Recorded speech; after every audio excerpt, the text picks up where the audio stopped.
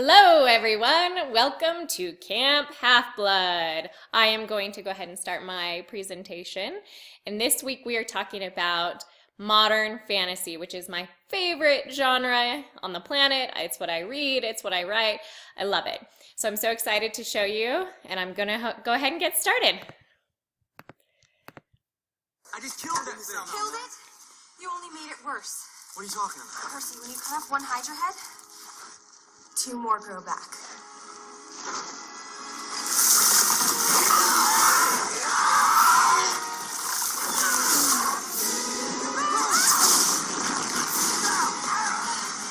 Distract that thing, I'll get the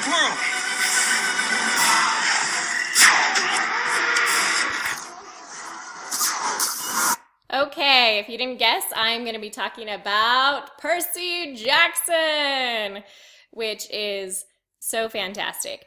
The basic premise of the story is that the Greek gods are still around, and just like in Greek mythology, they have half-blooded children.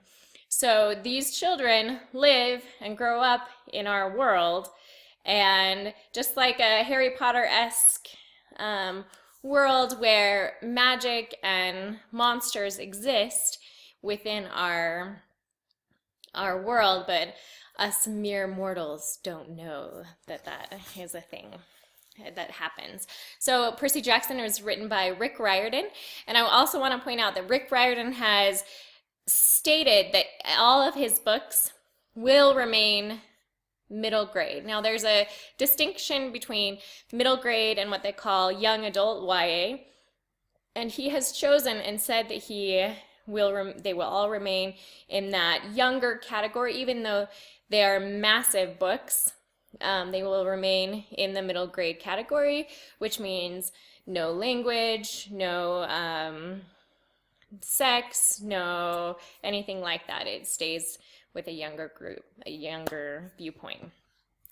So since Percy Jackson doesn't have pictures, I thought I would do something a little different. I wanted to show you his books. These ones up here, those are the Percy Jackson series. Those are the first ones, and I am going to be talking about The Lightning Thief. But he also has this one, which is a continuing story of Percy Jackson. And then he has a new set of books that it basically follows the same concept as his Percy Jackson, but it's talking from the Egyptian gods' point of view. So there are many. The first thing I wanted to talk about was how amazing this book is, but some of the reasons that it's so amazing is it really is for kids. And I just wanted to read the opening line to you.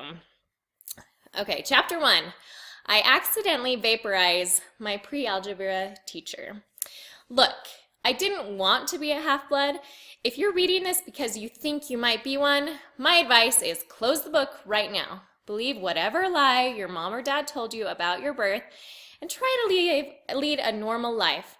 Being a half-blood is dangerous. It's scary. Most of the time, it gets you killed in painful, nasty ways. So that's the opening line, and that's the first thing you see. And I pulled out what I think are the most amazing things about Percy Jackson. So Percy is 12 years old, and he is the son of Poseidon, which is one of the big three Greek gods. And I pulled out the things that I think make this book amazing.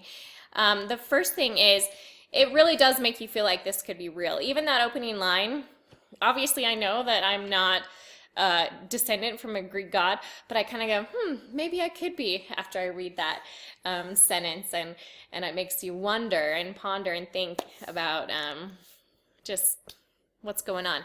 The second thing is it has amazing detail. Percy Jackson has a really good relationship with his mother, even though he is always in trouble. And we'll get to that in a minute, but his mother, for his birthday, he has a stepdad that said, no food is blue. So because of that, his mom then makes all of his favorite food blue. And then also little things like there's a very famous sword that he inherits, and he can put it in his pocket as a ballpoint pen, and when he uncaps it, it suddenly grows into this amazing sword. And it really does make mythology come alive. In writing, we talk about the voice. And the voice isn't literally a voice, but it's when you're writing, if you can really feel what the character is going through or how he's acting, that's what the voice is. And Percy is snarky, but he's still likable because he tries to do the right thing, even though he most of the time gets in trouble. And it has super fun chapter openings. I am not one that loves chapter opening titles. This one is so fun. I read earlier about vaporizing the teacher, then because she's a monster, by the way. Here are some other fun ones from Sea of Monsters, which is book 2, where it says, my best friend shops for a wedding dress. His best friend is a satyr, so he's half goat. And then, like even chapter 2, it's, I play dodgeball with cannonballs. So it gives you a little glimpse of what's coming up, but it's just so much fun. In this book, the antagonists are the gods, the Greek gods, but even though they occasionally are working together, they're usually a force of antagonism towards the characters. There's also Kronos and the Titans, which is definitely the main antagonist. And then they're constantly fighting monsters. Now in this book, monsters never die. They disintegrate into sand and then eventually they'll come back. So that actually adds a lot of tension to the story because they are constantly looking out for these Greek monsters and they're constantly fighting them. One last thing I wanted to point out that makes Percy Jackson so amazing is it is the book that I recommend to people who might be reluctant readers. And it's because it is very inclusive on who it includes as a hero. So all of the half-blooded heroes in this book have ADHD and dyslexia.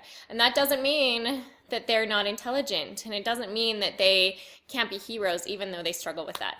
And I think that that is an amazing theme for readers, especially of that age, where they feel like everybody else can do something but them. So I look forward to seeing your video presentations, and I highly recommend Percy Jackson. Pick it up, read it, love it, and I'll talk to you later.